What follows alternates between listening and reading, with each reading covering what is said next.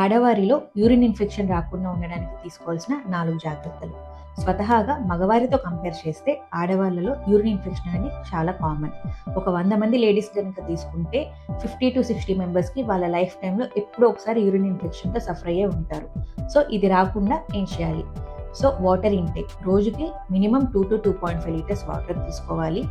And యూరిన్ని ఎక్కువసేపు hold చేసి ఉంచకూడదు. సో ముఖ్యంగా వర్కింగ్ ఉమెన్ వాళ్ళ ఆఫీసుల్లో కానివ్వండి, బయట వాష్రూమ్స్ ఏదైనా యూరిన్కి వెళ్ళకుండా అంతే హోల్డ్ చేసి ఉంచుకుంటారు.